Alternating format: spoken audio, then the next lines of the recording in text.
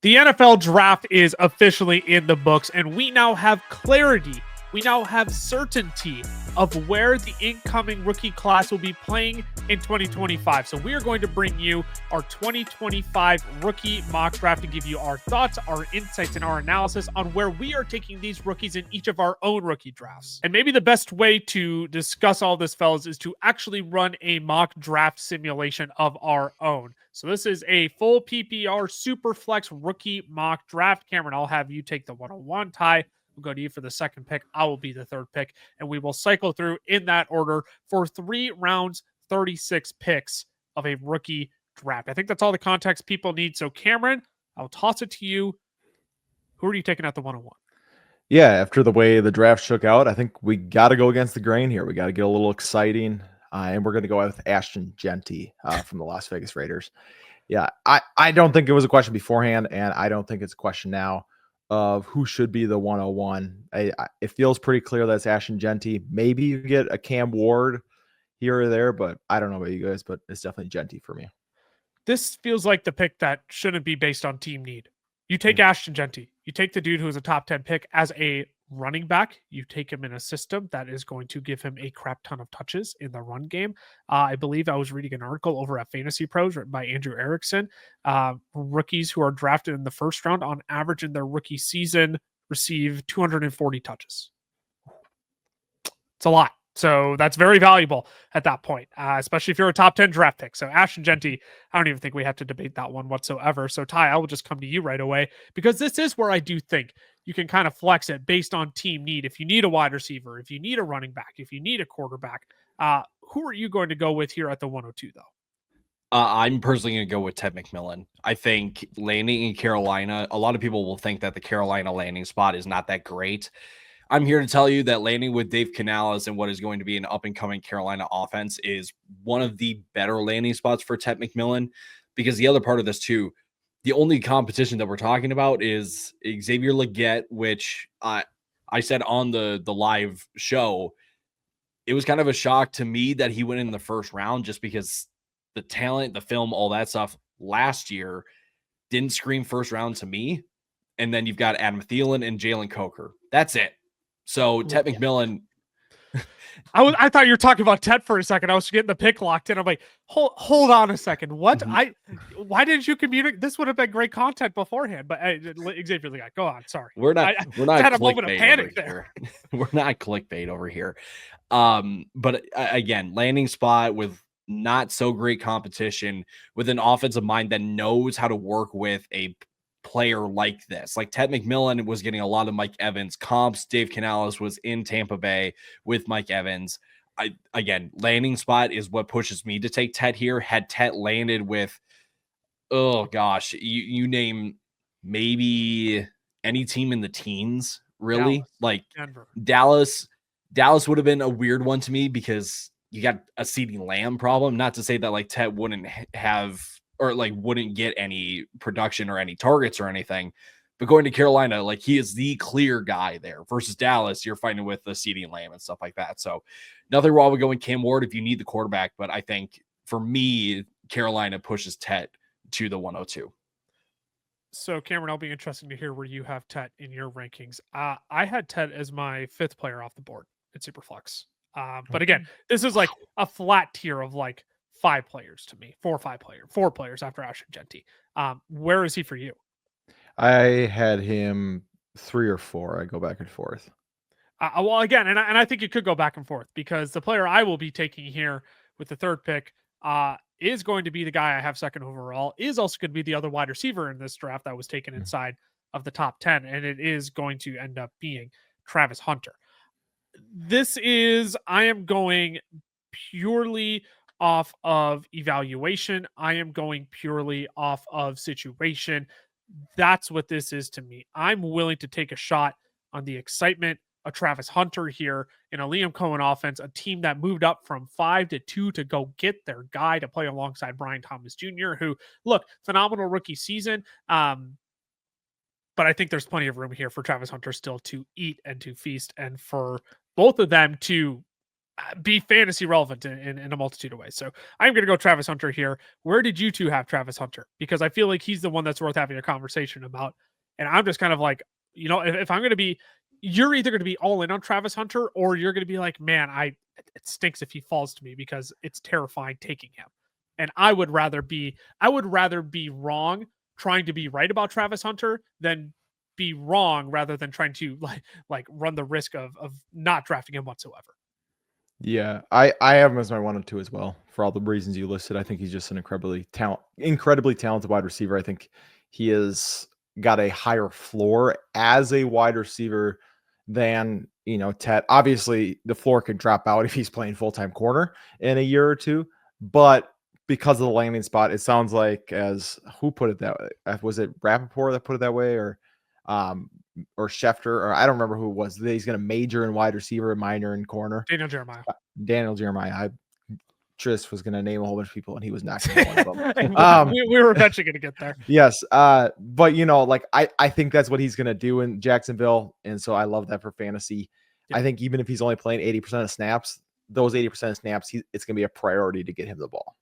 Yeah, and they've already come on and said primarily offense was the answer to the question of where are you playing Travis Hunter, and that comes from the top of the Jaguars food chain there. Ty, where was Travis Hunter for you? Was he lower than 3? He was 103 for me. 103. So logically, he was next in your progression as well. Before we move on to picks 4 and on here, look, we're so grateful for all of you who have been along with us this entire offseason, especially as we start transitioning into redraft season now. We've got so much fun and awesome content playing for you all. So if you enjoy fantasy football content, make sure you hit that subscribe button, turn on that notification bell as well, so you know when all of our newest content is up. Not only redraft content, Best Ball Mania 6 from our good friends over at Underdog has dropped. We will be doing live streams the entire summer, drafting teams starting. Ty and I have already drafted a handful of teams today. Cameron, was being a responsible individual and has not drafted any teams, but he will by the end of the night. I know that. So we have so much content coming out for you all. All right. So many ways for you to stay connected to our community and play fantasy football with us this year. So again, hit that subscribe button, turn on that notification bell as well. Leave a like on the video. We appreciate that if you give us your support in that way as well. All right, Cameron, 104. I'll turn it back to you here. Who's your next pick? Yeah, I'm going to go with Cam Ward here. Again, the Superflex league.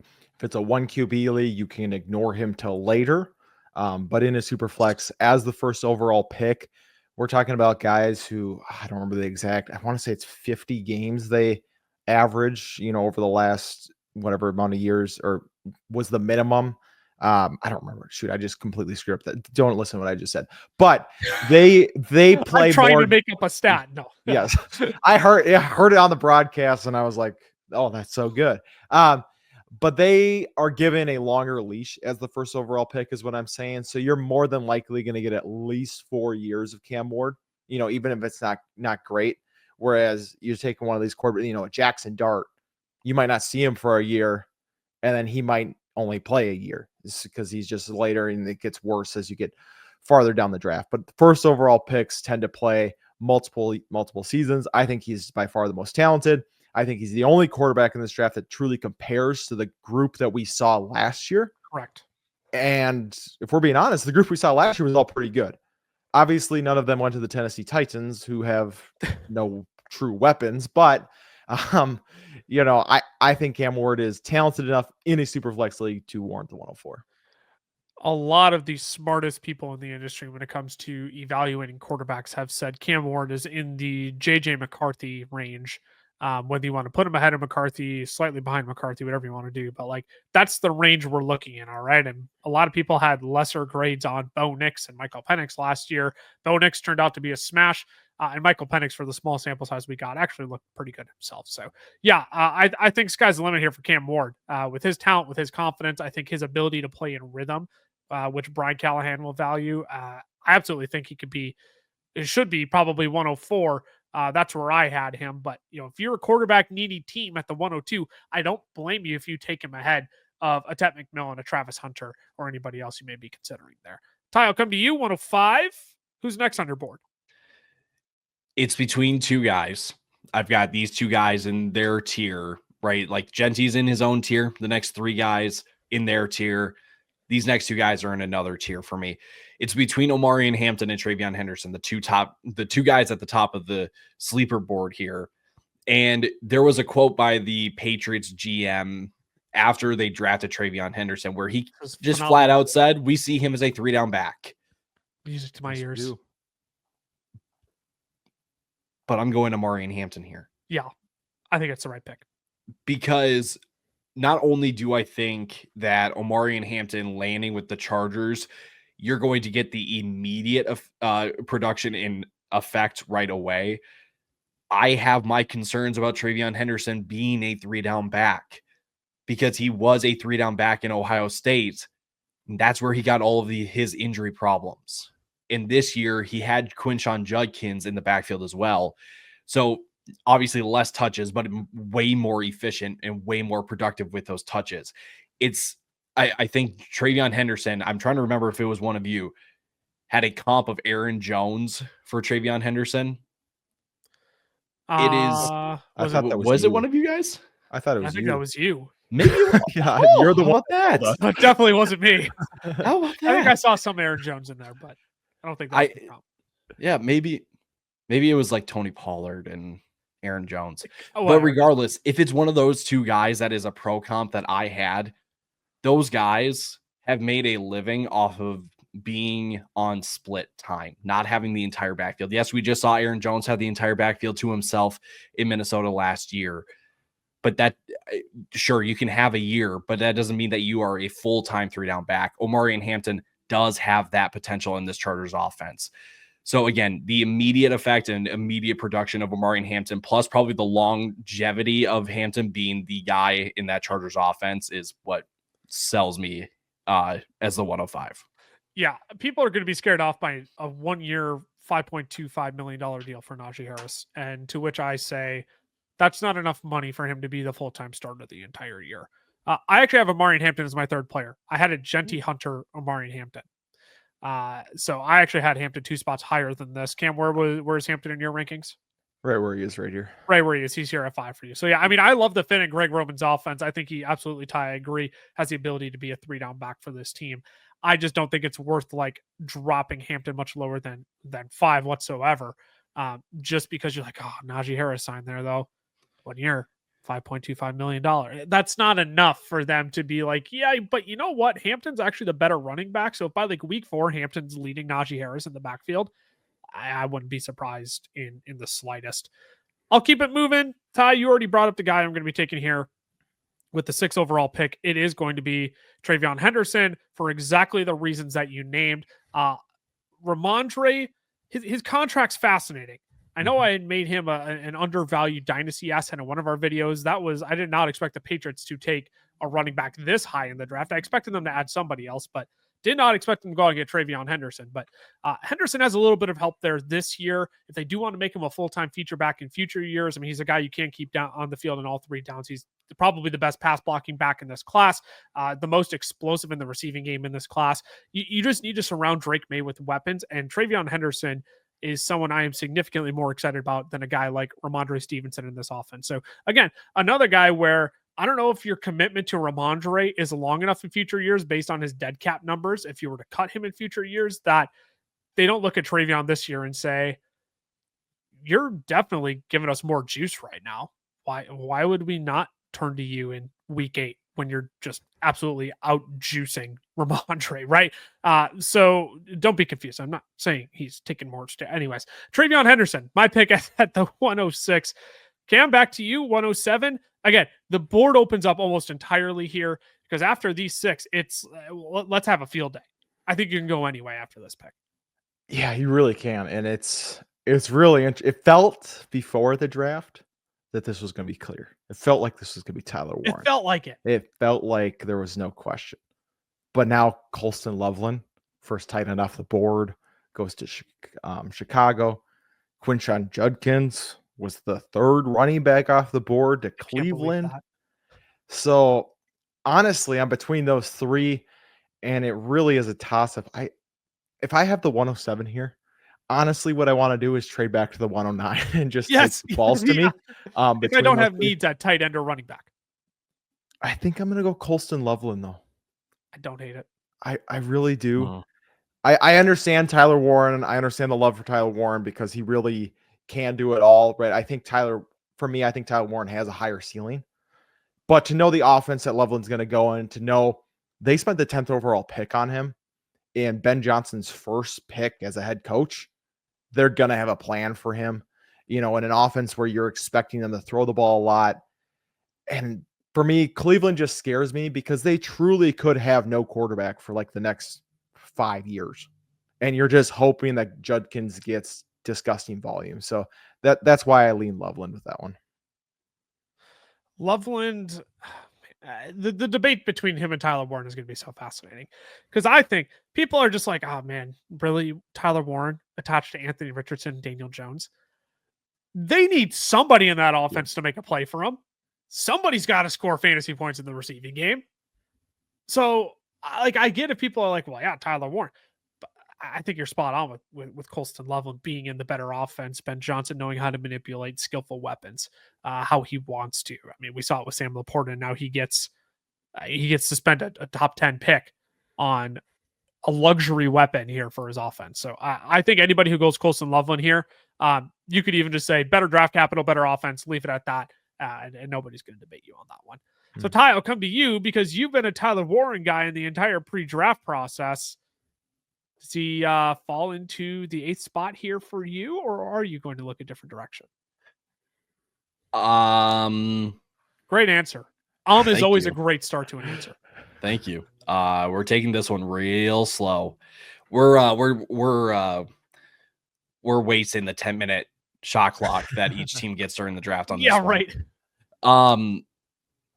Cam mentioned all the guys that could go here. Tyler Warren, Quinshon Judkins. I would even throw Matthew Golden into this range too. Okay. Like if you want another receiver, just because of the Green Bay landing spot has a lot of upside, but it also has a lot of disappointment potential there because Matthew Golden could emerge as the top, pass catcher on that offense. But historical data and production would tell you that this Green Bay offense doesn't want an alpha guy. They want 4 wide receiver ones on their team.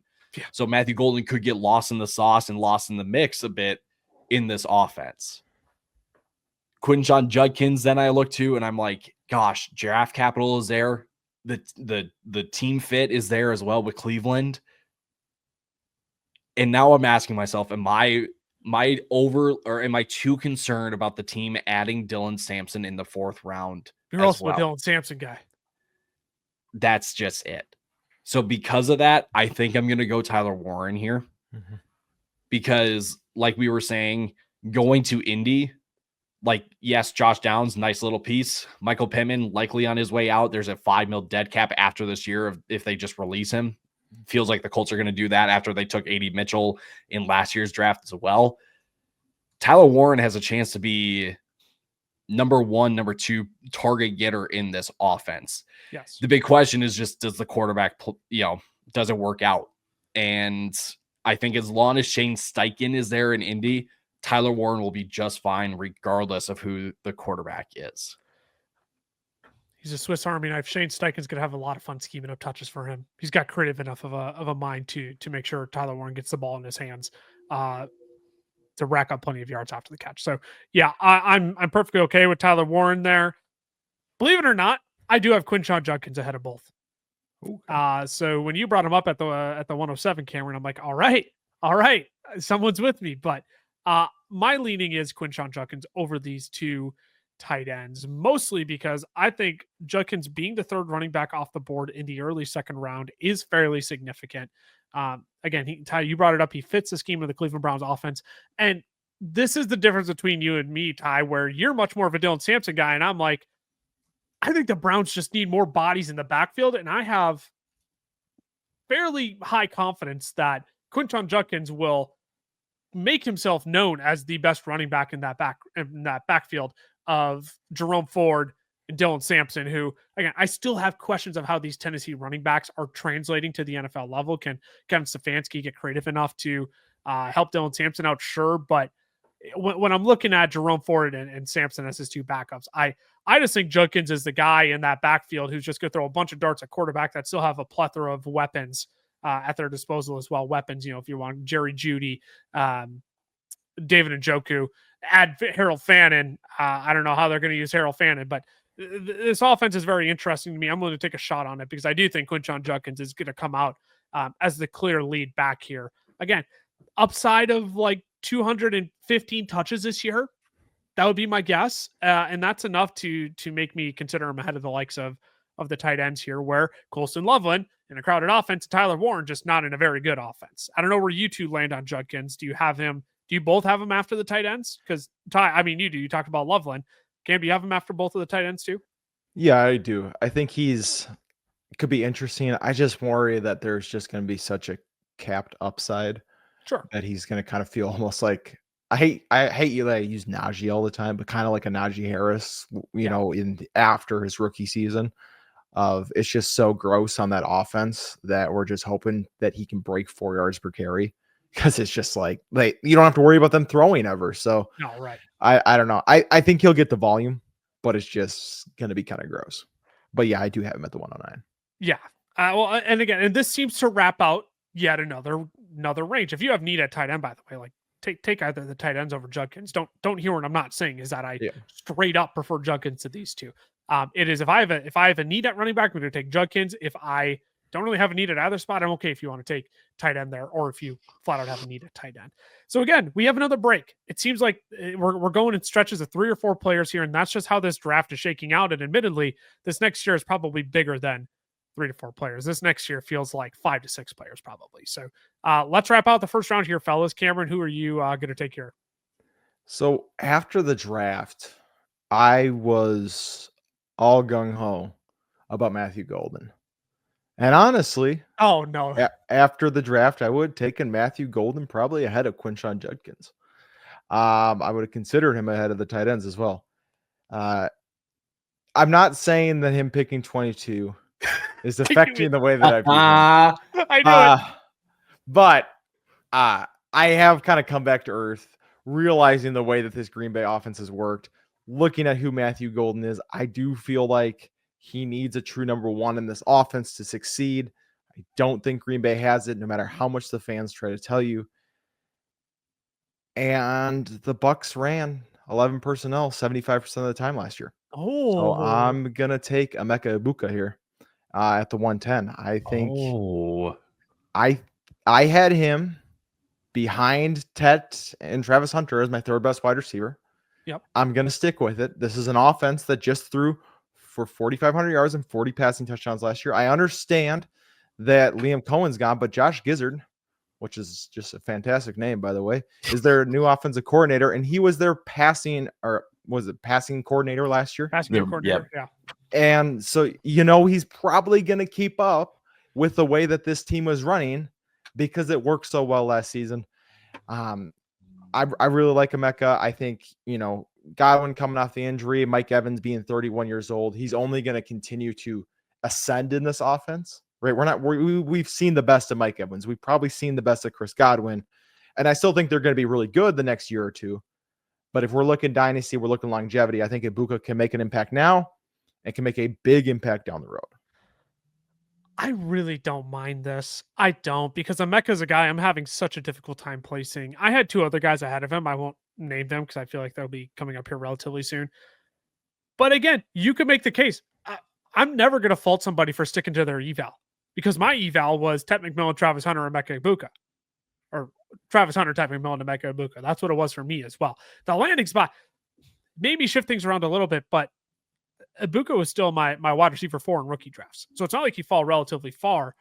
And you have to think, if the Bucs took him at 19th overall, they got to find room for him in this offense. They got to make sure the football gets into his hands. Otherwise, you're not going to make fans very happy if you just went ahead and lit that pick on fire by not getting him back to the football. And Chris Godwin, obviously coming back from injury as well, should be helpful in bringing him back a little bit more slowly this year as well. But yeah, he's going to be an enigma this year of where do you take him? Do you stick to your eval, or do you let him fall in your rankings because of the landing spot? He's like the ultimate, the draft capital, but oh the landing spot absolutely stinks. So Mhm. I'll be curious to see where the majority of people land on Ibuka. Where's he for you, Ty? He is my 12th overall guy. I've got 2 guys ahead of him that are still on the board here. I do as well. Just because Emeka is an interesting one in the sense that, like, if he plays well enough while Chris Godwin is out, I feel like Tampa's going to find a way to try to keep him in the lineup and try to keep him on the field at all times. But do we then run into a problem where Emeka then has to, I mean, he's going to make way then for Chris Godwin. You have to imagine. I know that Godwin is much more effective in the slot than he is on the outside. So are you going to have Godwin play more outside and Ibuka on the inside? Or are you going to have Ibuka on the outside, Godwin on the inside? That being said, 2-3 years from now, when Chris Godwin is into his early 30s and we've hit the age cliff for wide receivers, he's going to be a great pick. So like Cam was saying, the longevity, the long-term play and argument that you can make for Ibuka makes sense here. But I'm just concerned in the meantime. So who's your pick here then? If you got 2 guys ahead of Ibuka, A little bit of a shocker, maybe. And maybe this is too landing spot dependent, but I'm going to go Caleb Johnson here. Oh, fascinating. Okay. Yep. I think landing at Pittsburgh, yes, they have Jaylen Warren and they gave him a 2nd round tender, which is the equivalent of like $5 million guaranteed, which is hilarious for the fact that, like, gosh, I'm using a fantasy stat to try to justify or maybe unjustify NFL payment. But the dude was a running back 40 in usage per game last year in Arthur Smith's offense with Najee Harris. So I'm not sure either that the $5 million to Jaylen Warren means that it's going to be a 50-50 split. And I think because of scheme fit and skill set in this Arthur Smith offense, Caleb Johnson can have at least set the tone in his rookie year that he can be the 1A back in this offense. So this is interesting. I had Caleb Johnson as my 13th overall player. So I still have 2 guys here ahead of Caleb Johnson. But I do like the landing spot here in Pittsburgh. The wide zone scheme of Arthur Smith is just perfect for Caleb Johnson. It's exactly what he ran at Iowa. That's where he's best. Let him use his vision. He's not going to beat you with pure blazing speed, but let him find the hole. Let him hit the second level. And then it becomes sneaky speed because he doesn't get caught very often. And he can also drag along 2-3 defenders with him if you need him to. So, yeah, I do think he's the perfect Jaylen Warren complement here. And I love him in this Arthur Smith offense. I think there'll be a lot of success here. I was listening to Fantasy Forecast with over at Yahoo Fantasy with Matt Harmon and Andy Behrens he had on. And Andy made a bold prediction that outside of Ashton Genty, Caleb Johnson was going to be the highest scoring running back in fantasy football this year in the Steelers offense. So a lot of confidence in Caleb Johnson around the industry based on this landing spot. I'll wrap up the first round here though, fellas. Cam, you didn't want to take Matthew Golden. I'll go ahead and take Matthew Golden here to the Green Bay Packers. I said it on our live stream. You draft Caleb Johnson. You draft Matthew Golden 23rd overall when you haven't taken a wide receiver in years in the first round. You're communicating he's got to be your one. He needs to be your one. All right. You're not asking him to play outside while you funnel all the targets to Jayden Reed. You don't ask him to play one. Say, actually, but you know what? We're actually going to, instead of giving you 9 targets a game, we're going to give you 6 and filter 3 to Romeo Doubs. You don't draft him after the history that you've had drafting first round wide receivers. You don't draft him in the first round to not make him your one. I know. Look, I'm not happy about 22 either. Oh, trust me. I vomited when I heard that. I'm not happy about it. Not when 81, 84 were on the table for him. But at the same time, I can't deny the situation with the quarterback, Jordan Love, that he's playing with, based on my evaluation as well, where he was my wide receiver 4 coming into this class, if you want to include Travis Hunter into that now. I'm just going to take him here. I'm not going to overcomplicate it. First round draft capital in an offense where he can be the one playing with Jordan Love, who's a gunslinger, a rising and ascending quarterback in the league. Just not going to overthink it. We're going to take Matthew Golden there. Is this where you have Matthew Golden now? Is he still first round pick for both of you? Yes. Mm-hmm. Wonderful. Yes. Right at the end of the first round here. We'll go ahead and take a quick break. We'll hear from our friends over at Underdog Fantasy because, boy, do they have some fun and exciting things coming up this summer. Today's podcast episode is brought to you by our friends over at Underdog Fantasy. Now, we love Underdog. It is the easiest place to play best ball formats, and they even have their own form of player props called Pick'em. You can make up to 20 times your money on a single night by correlating props together. 2 picks will triple your money, 3 will 6 times it, 4 will 10 times it, and 5 plays that all hit will multiply your entry by 20. You can even place insurance on your picks too, so if only 4 of your 5 props hit, you still get 10 times your entry. And if you use our code FELLAS when signing up, Underdog is going to double your first deposit up to $100.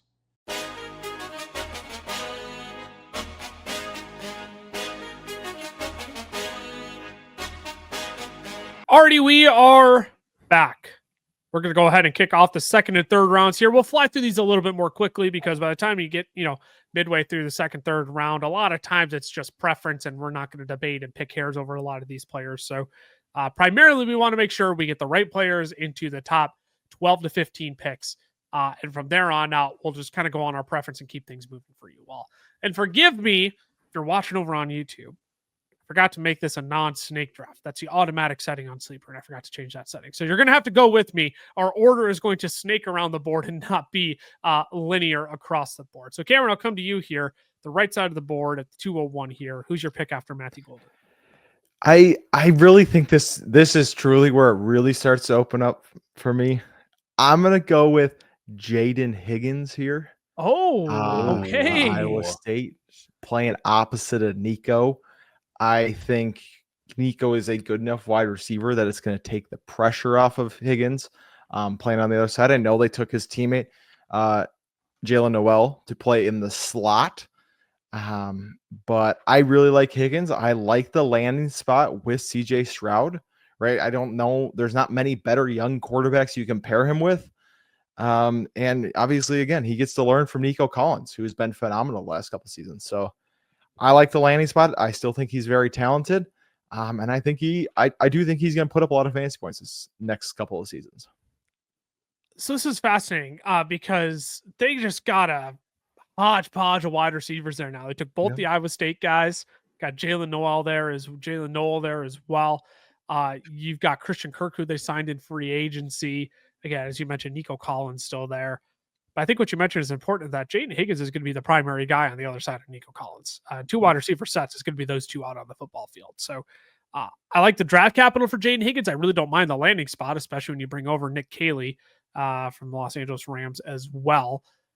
I don't hate that whatsoever. So I don't mind Jayden Higgins there. Ty, what about you? Where are you at on Jayden Higgins? I had him maybe a couple spots after this personally, just because Higgins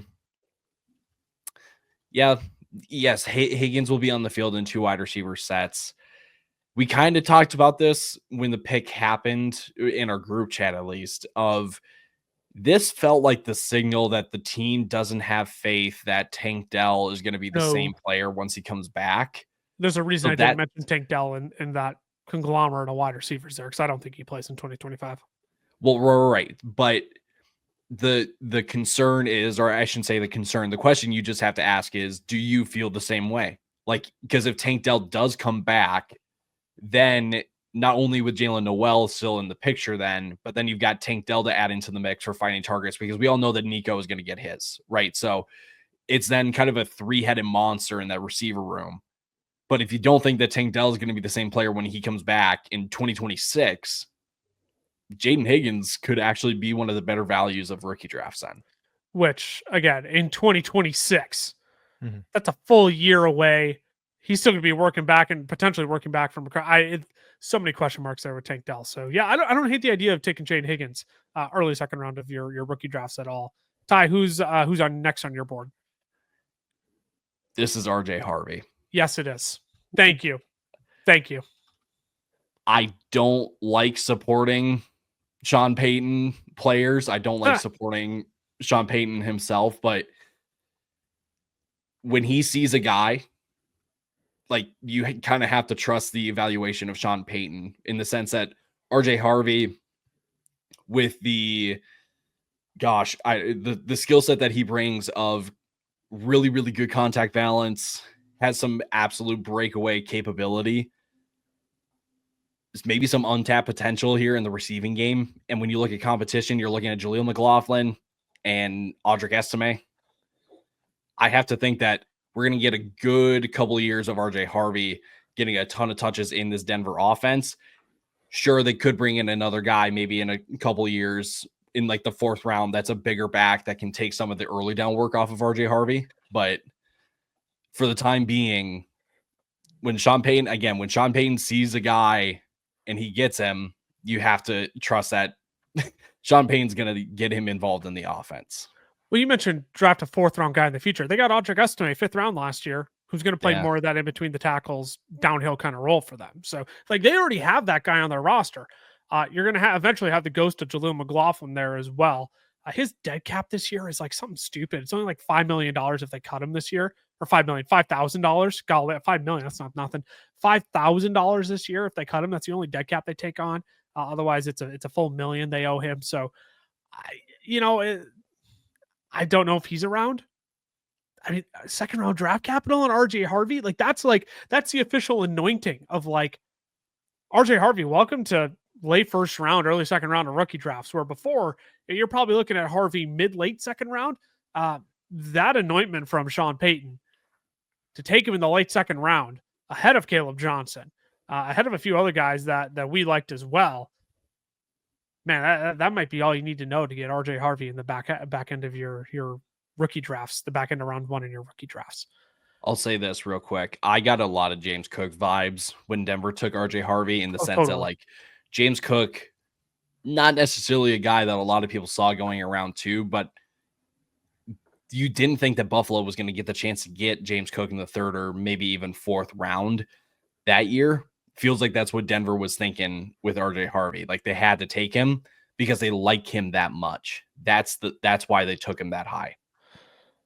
So as I look at my next pick here, I think about a tweet that friend of the show, Ron Stewart, put out.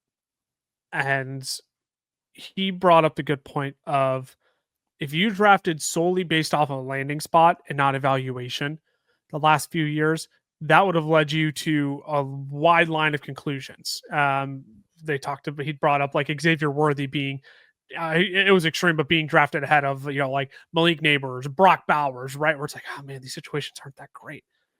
But Xavier Worthy on the Chiefs, oh man, that could be a lot of fun. Brought up Sky Moore as another great example, right? There's a whole line of players that he listed. So at some point, your evaluation of a player has to matter. And that's why I'm going to take Luther Burden here. Even though I don't love the landing spot, false. I'm fine with the offensive landing spot, but he's playing behind DJ Moore, Rome Odunze. They took Colston Loveland in the 1st round. So there is a plethora of weapons here. I don't want to get ahead of myself. I just don't want to play the game that I've played with the 49ers for how many years, and then they keep producing fantasy relevant players. It's like, oh, well, they can't do it with Kittle, McCaffrey, Ayuk, and Debo. Well, they all end up finishing, both wide receivers finish top 20. Christian McCaffrey's a top 5 running. George Kittle's a top 5 tight end. I'm not saying Ben Johnson can create. It's his 1st year on the job. I get it. But why would I not just hang my hat on the evaluation and say, maybe Ben Johnson can make all of this work? I did have Luther Burden as my wide receiver 5. He was kind of on the wide receivers 5-6 cusp with Jayden Higgins there. So again, I don't hate if anybody wants to take Jayden Higgins there, but I really like the Chicago Bears offense. I know it's loaded with weapons, but this is evaluation at the end of the day of Luther Burden is a fun and explosive athlete. They're going to shove him in the slot where they had Keenan Allen last year. I know it's a whole different coaching group, don't get me wrong, but he's going to be playing slot for this team. They're going to find ways to get the ball into his hands.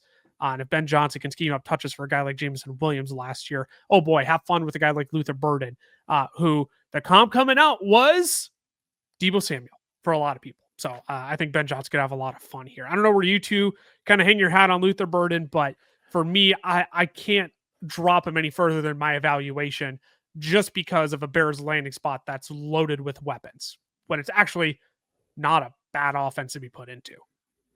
Yeah, it does feel like they don't love DJ Moore is kind of what I'm feeling. Well, that's the vibes now. Yeah. That's what Just I'm wondering. wild. More they could trade at any point over the next couple seasons for a max cap hit in one season of 8 million. I think it would be 12 million total over the next 3 years. They can't cut him. His contract's too big to cut, but they could move him in a trade. I think he's a guy that teams would like if they decide, hey, we're going to go a different direction. So I think that's something to just keep on your radar. I'm not saying that, DJ Moore is getting traded by the start of the season. I just think that with the moves they made, getting both Loveland and Burden right away, I think that's just something to be aware of. But yeah, he does feel like he's definitely a guy that they're going to use. I just worry if they don't move DJ Moore, he's the fourth option for 4 seasons. So I understand what you're saying, but that's my concern. That's why I still have one player I'd take ahead of him here. But I don't think it's like you're going to just drop him, down the board. Well, be my guest. Who's the other player you would take ahead of him here? I know we kind of talked bad about him a little bit, but I would take the chance on Trey Harris here. Sure. Yeah. I think in this year, I understand, you're like, oh, we've had Quentin Johnson, we've seen this before. Lad McConkey's already there. He's going to be the one. But whenever you pair somebody up with a quarterback like Justin Herbert, especially when all they do is run go routes, it's kind of like, we could have lightning in a bottle here. And, Sure. Trey Harris, ridiculous yards per route run when he did play last year. He was, he was good. I didn't love the tape personally, but at the same time, it's good enough where if him and Herbert can figure it out, we could have an extremely dynamic guy here that you're getting halfway through the second round. He could be a lot of fun paired up with Herbert. I 100% agree. You keep Ladd in the slot. You let Trey Harris run wild on the outside. Herbert could have some fun on some go balls to Trey Harris this season. Ty, I'll come to you. Who's your pick at 205? Can I get a little bold here? You're always welcome to get a little bold. I'm going Mason Taylor here. Oh, not who I was thinking. Very bold. All right. I dig it. I know the Jets landing spot isn't maybe as sexy as you would think it is on face value, because Justin Fields is your quarterback for the first 2 years of your career. But the play here, in my opinion, is the fact that I'm going to bet on this Jets coaching staff turning things around, that this isn't the Jets of old, that maybe on the chance that the Jets find a franchise quarterback with Justin Fields, Mason Taylor, outside of Garrett Wilson, is kind of like the next best receiving option, because we're looking at like Alan Lazard. Yes. I can't even tell you who their other number 3 guy is in that receiver room off the top of my head. I got you. Thank you. Mason Taylor has a ton of upside in this landing spot with the Jets. I don't want to say it's a Sam Laporta comparison of when they took him, but it is this Detroit offense that is coming to this Jets location. So Jets again, it's a bit bold. It's a bit rich, probably. Like, there are still some good players on the board. I would completely understand going Jackson Dart here, because this is Superflex as a reminder. Yep. But I see a path for a lot of production for Mason Taylor with this Jets offense in its current state. Yeah, it is a little rich for me, as Cameron's like grimacing a little bit. I'm grimacing at their wide receiver room, because please list. Please name it. Is go ahead. We can go on this tangent. I don't know. I don't know who your second wide receiver is. I don't know if it's Josh Reynolds or Tyler Johnson. Xavier Gibson? He is not on the roster. Oh no, he is. Wow, they have him listed. He's definitely on the roster. They have him listed as the 7th wide receiver. Yeah, right. And Malachi Corley as well. So yeah, a lot of weapons there. Not great. Not great. So yeah, I don't hate the idea of Mason Taylor here at all. I did have a few other players ahead of him, and for my next pick, the theme of my next couple picks here is I'm going back to the evaluation. All right, and the draft capital is here too, man. Because the Patriots took Kyle Williams with the 69th pick. You suck. You suck. Okay. I'm here for it. I'm drinking all the Kyle Williams Kool-Aid, man. You suck. 69th overall. Again, the theme of the Patriots draft is we're going to get Drake May some explosive playmakers. That's Travion Henderson, and that's Kyle Williams, who's Drake May's going to have a ton of fun with on go routes. He's going to have a ton of fun over the middle of the field. We talked about it when evaluating these wide receivers. Kyle Williams does debatably the hardest thing to do as an NFL wide receiver with ease, and is beat press man coverage. Let's give him and Drake May a free release off the line of scrimmage. Let's let him have some fun. All right. I think he's going to walk in and be the one for this team. Because who else is it? Who else is it? Stephon Diggs. You got Diggs, sure. At what, 32 years old, fresh off an ACL? No thanks. 30, I think. He's 30 plus. I know that for sure. He's 31. 31. We'll split the difference. I'm going off my evaluation of the draft capital here. I am going to take Kyle Williams here, even though I'm not going to lie. Like, you could flip him and Jackson Dart, and I'm not going to complain at all because I think this is the range you start looking at Jackson Dart. But maybe I'm just a little Kyle Williams crazy. But how early was this for you two? That's where I was going to take him with my pick. So, wow. I probably had a couple spots, but I think Kyle Williams, this is the start of the range for Kyle Williams in drafts. Yes. And again, Kyle Williams is a guy I would rather be wrong trying to swing and be right on than be wrong being like overcautious or like being too scared to draft him. Just another one of those guys where he's too explosive where I would rather be wrong trying to be right. Mm-hmm. Cameron, back to you here now. We'll keep it moving. I'm going to do it. 207. I don't want to. I was really hoping I wasn't the one, but I feel like we have to. I think it's Jackson Dart finally. Yes, it is. Yes. I think he's Kenny Pickett, but even if he's Kenny Pickett, that's 2 or 3 seasons where he's a starter, a top 20 quarterback, and in Superflex, you're putting him in your lineup. All these other guys after, you're just hoping they can become a starter for 1 or 2 years. Jackson Dart's, getting picked, them giving up draft capital to go get him. The fact that Brian Dable's kind of staking his entire career on this. Yeah. He's going to get a chance to start. So I'm going to take Jackson Dart here. I'm not excited about it, but this is kind of what happens in the middle of the second round. All right, Ty, what else happens in the middle of the second round? Jackson Dart and Kyle Williams do. Who else? I'm going to go off of what you were saying with Kyle Williams. I'm going to trust the eval on this one. I'm going to go Jaylen Noel. Yep. He was next on my board as well. Ooh. All right. The Texans He's landing, not even close on mine. No. the Houston landing spot, it hurt because I was like, no, you're going to get stuck behind Christian Kirk for your first year. And then you're going to, but again, I'm going to trust the evaluation because I don't think that Jaylen Noel, right? Not Noel, it's Noel. Yep. Go Noel. I think he can play outside a bit. Sure. So he can. He can mix in outside. He definitely can. That does give me hope that maybe he can kind of get on the field somehow in year 1, year 2.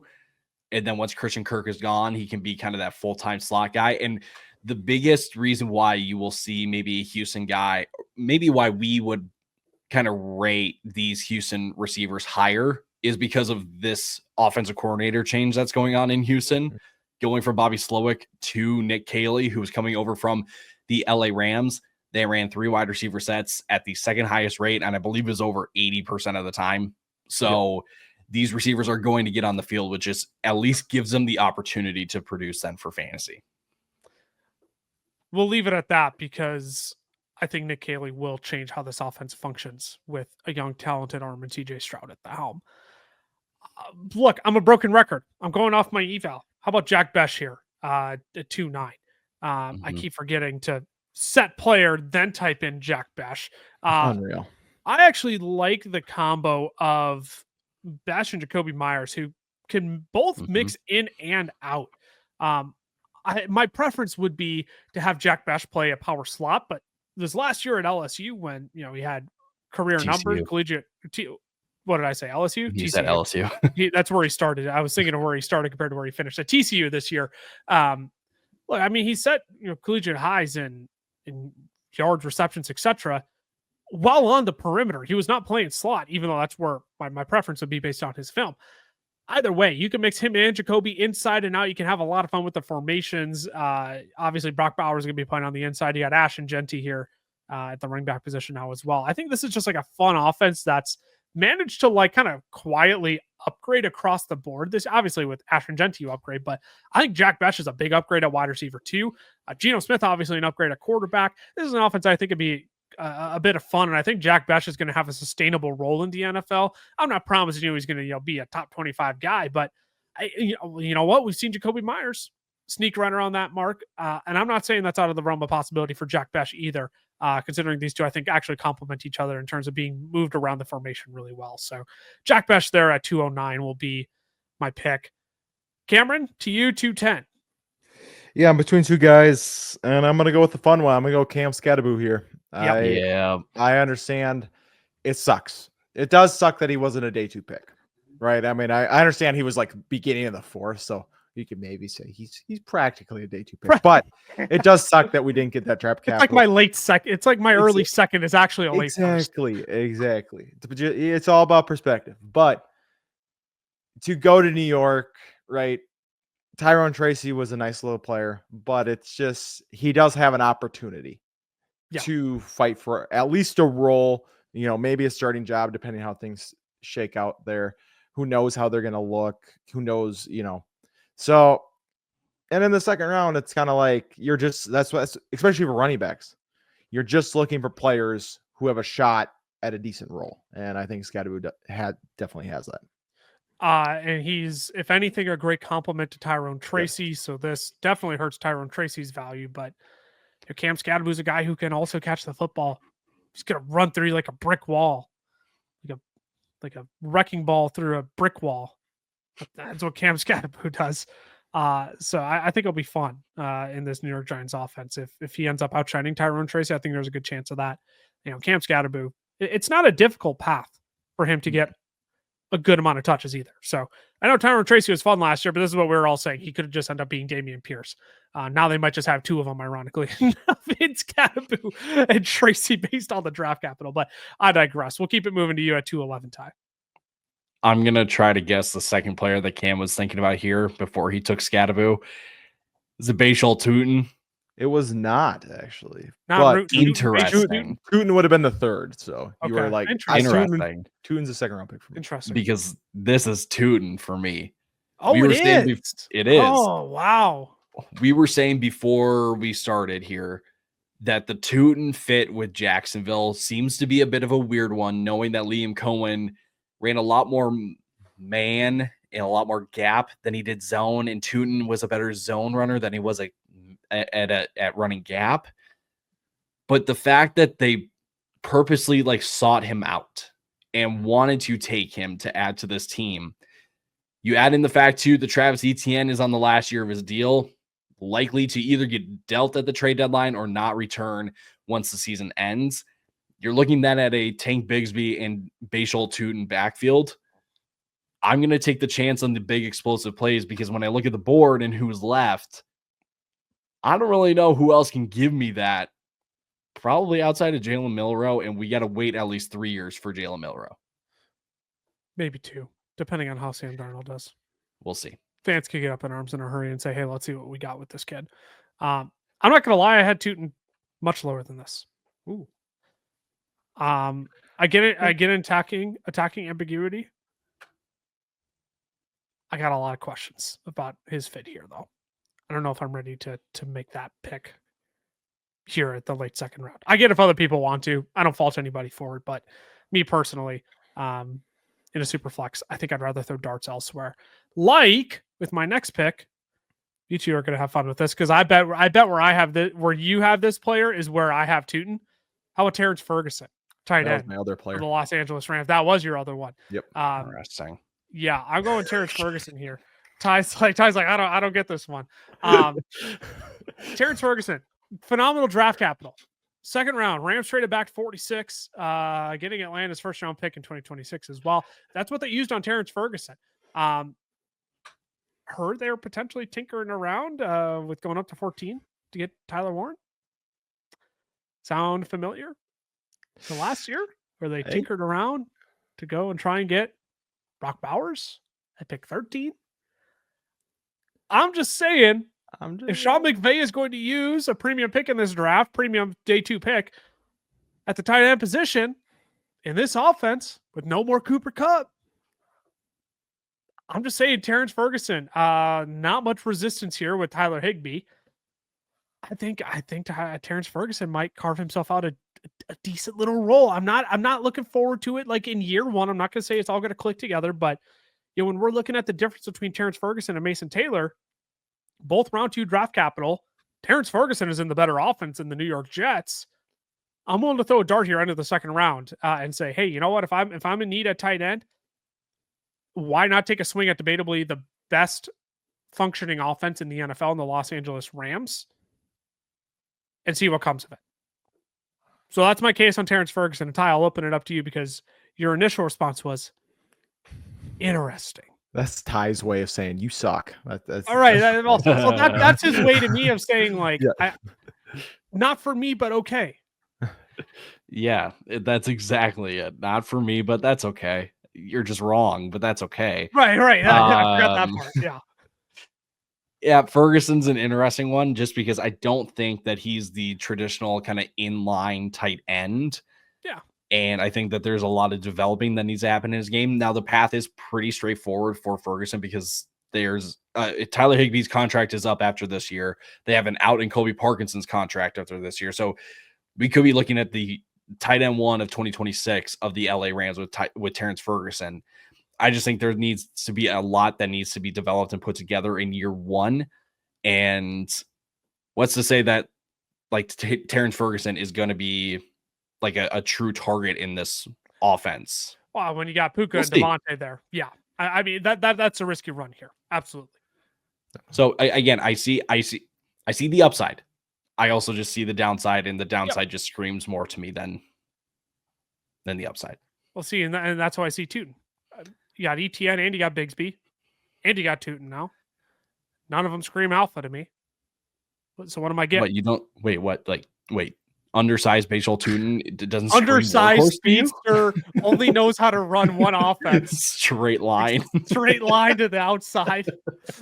You're telling me that can't be an alpha? What? All right, let's get into the third round here, fellas. We've been going for almost an hour now. Let's go rapid fire to close this thing out.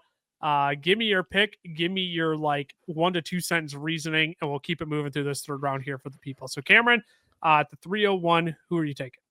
Going back-to-back tight ends. I'm going Elijah Arroyo here. You're going to go Arroyo. Okay. I really liked the way that the Seattle front office was talking about Arroyo. I don't know if you heard, I don't remember if it was Mike McDaniel or John Schneider said that if he wouldn't have gotten hurt, he would have been a top 15 pick in this draft. So I'm going to take that to heart. I'm going to believe it. I'm going to buy in on it. Hurts my Noah Fant investments. Yeah, that's a rough one. But you know what? We'll pick up my bag and go home and cry about it. Elijah Arroyo, I did really like that pick for the Seahawks as well in a position of need.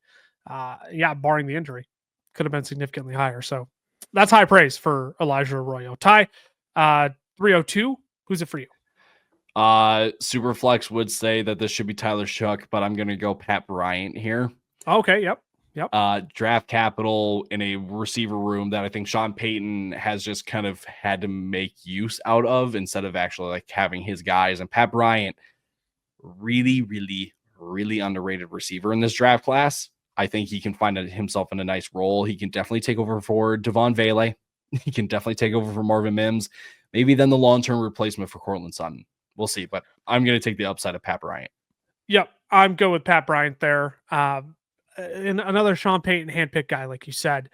And frankly, this isn't too far out of the realm in which I'm looking at him. I do have a handful of other players ahead of him, but I don't hate this range at all, considering the draft capital and the offense that he's going to as well.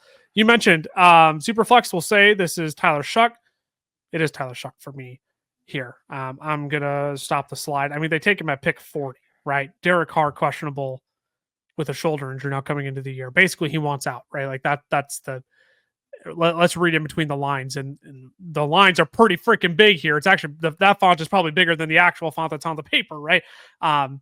Derek Carr probably isn't going to be in New Orleans Saint much longer. So go ahead, give me Tyler Shough here, who they spent, again, a premium day 2 pick on pick 40 ahead of the likes of Shador Sanders and any other quarterback in this draft. Go ahead. We want Tyler Shuck to be our quarterback, despite the throwaway flaws that he has. But in a super flex, I think this is the range you should be looking at him. So I will make him the 303. Cameron, 304 for you. Yeah, I'm gonna go with Jalen Milroe. I think he should go ahead of Shuck. I don't hate that either. I don't think Shuck plays more than 16 games in his NFL career. Unfortunately, I think there's a reason he was a 25-year-old rookie. I think there's a reason he was on his third team.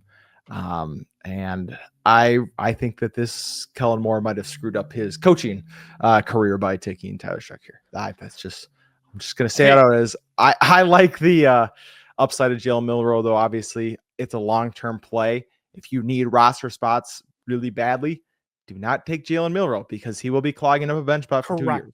But if you can hold him, then take it and take the upside shot 2 years down the road. Yes. And I have these two back to back, and you can flip them for the exact reason that you said. That Tyler Shuck, I don't think, has the long-term makings of a starting NFL quarterback, like 3+ seasons as a starter.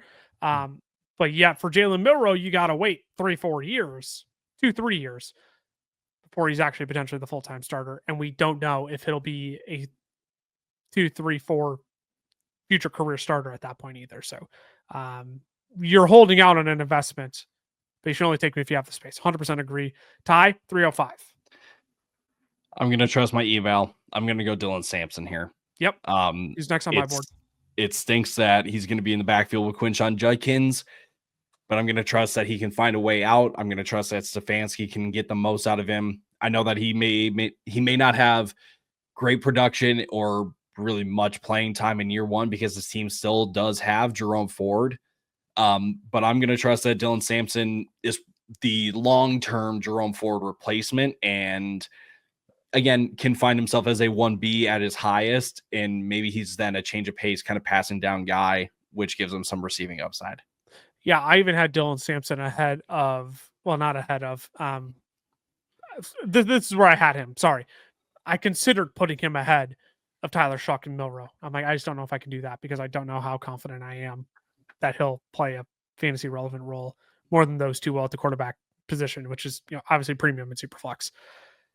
I'm going to have some fun with this next pick. I like Jalen Royals here to the Kansas City Chiefs. I like Jalen Royals here. A speedster, get another body on the outside who can play wide receiver for this team.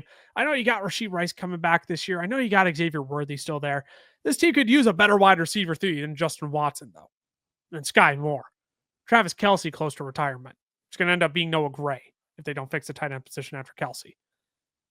Let's see what Royals can do. Taking the top off cover too. Let's see what he can do. I think it's a great dart throw by Kansas City. I think this is a system that he can go to where I'm like, actually, you know what? I'm actually kind of back in on Jalen Royals. I had questions about how his skill was going to translate. A lot of analysts were super high on him coming in. I wasn't one of them, but when you land in Kansas City at this point in your draft, I will gladly go ahead and play the landing spot game and make that my priority. Cameron, 307 now. Yeah, it's we're starting to get gross. I'm gonna be honest, and this is where you're just throwing darts. It's all preference. You are, and I'm gonna go with. Oh man, I'm gonna go with Woody Marks. Ayo Manor. Woody Marks. Woody. Hey. Oh yeah. And yes. It's playing the 4th round pick. Hopefully Joe Mixon starts the decline. He comes in, he gets a role this year. Maybe you get lucky and you get a starter next year. That's the thought process there. Yeah. Obviously, mid-third round pick, it's a long shot, but at least you can kind of see a path for it. Yeah. Woody Marks was towards the bottom of my list here, cracking my top 36, but I don't hate if you got a need at running back and you want to take him earlier. I mean, the guys he went ahead of, hey, take the capital there. So I don't blame that pick at all. So Ty, I'll come to you, 308. Who's after Woody Marks? Maybe not in your rankings, but on our board. I'm going to take the guy that I thought Cam was taking because he doesn't like saying his name. I'm going to take Ayo Manor. Oh, you are? Okay. I am. Yeah. Okay. Despite his slide to the 5th round. So this is where I'm going to trust the eval, where I'm going to say, okay, I know the draft capital isn't there, and I wasn't necessarily the biggest fan of the player, but I didn't think he was going to fall all the way to the end of the 4th round. I thought like he was for sure like late 3rd, late day 2 kind of guy. Yeah. In this Tennessee offense with an aging Calvin Ridley, a 33-year-old Tyler Lockett, there's at least a path for A.O. Manor to at least kind of emerge as one of the top target getters at some point in this Titans offense. Let's get Calvin Ridley attacking the middle of the field again. Let's get A.O. Manor as a sacrificial X here. Playing perimeter ball, playing deep down the field for Cam Ward here. I don't hate that at all. He's a difficult one. Because admittedly, I had him at the bottom of my rankings after a handful of other guys, and I debated. I'm like, man, do I put him up in this tier of players that I have? He ended up coming in at the bottom of my list just because of the draft capital, but I don't hate him here. I think this is the range where you start to consider A.O. Manor. I'm gonna go ahead. I am gonna take another wide receiver, also a 5th round wide receiver. I'll take Torrey Horton here, who went to the Seattle Seahawks. You need somebody to play on the outside for this team. You can't have Cooper Kupp and Jackson Smith and Jigba trying to figure out who's going to play on the outside versus one of them who's just going to get shoved in the slot. This way, you can afford to have them switch inside and out while making sure you have another weapon on the outside across the field from them. So I like Torrey Horton here as a flyer in your 3rd round to go ahead and see if he carves out a little role for himself alongside these two slot wide receivers in this offense. Cameron, 310. We'll wrap it up here. Trevor Etienne. I like it. I just think there's a reason they took a running back here. I think they don't truly believe Jonathan Brooks is going to return to full health. I think that's kind of the insurance policy. He, better receiving back than I think Chuba is. So I think he finds the field this season. Obviously, Brooks come back, if he's 80% of his, what he was coming in, he's going to take over for Etienne, but there's a chance that he has a role carved out. Tyler, 311. I'm going to take Ty Felton. Oh, okay. Yep. Not too sure how I feel about it at the moment, but I don't know how I feel about it either, but that's okay. But I look at some of the running backs that are available on the board. I look at like Jarquez Hunter, who landed with the Rams, and it's like, well, he got the mid-4th capital, which is nice, but Kyron Williams and Blake Corum are still there. Jordan James went to the Niners in the beginning of the 5th round. So You're behind McCaffrey. You're behind Isaac Guerrero. Jayden Blue went to the Cowboys. Sure, he could carve something out there, but I don't think he's going to be a long-term like fantasy asset.